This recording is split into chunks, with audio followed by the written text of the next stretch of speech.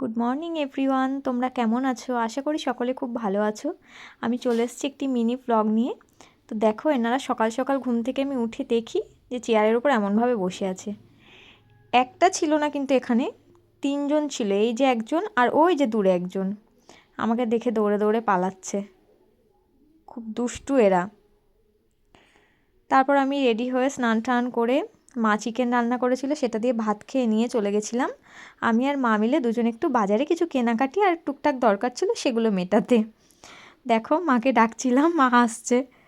তারপর ওখান থেকে চলে গেছিলাম একটু নাইটি সেলাই করতে কাকিমার দোকানে। সেখানে নাইটিগুলো দিয়ে আমরা ওখান থেকে চলে গেছিলাম একটা কাকার ব্লাউজ মিউজিয়ামে। ওখানে আমার একটা ব্লাউজ কাটাতে দেওয়া ছিল। পুজোর সময় একটা জিমিচু শাড়ি নিয়েছিলাম, তো সেটার ব্লাউজ এখনও পর্যন্ত আমাকে দেয়নি। তো মানে পুজো চলে গেছে, কালী পুজো চলে গেছে, বিয়ের সিজন চলে গেছে, তাও এখনও আমাকে দেয়নি।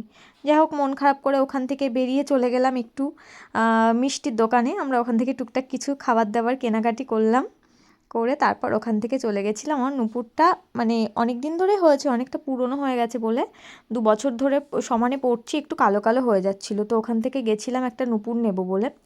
তো ওখানে খুব একটা পছন্দ হয়নি বলে একটা বানাতে দিয়ে এসেছি।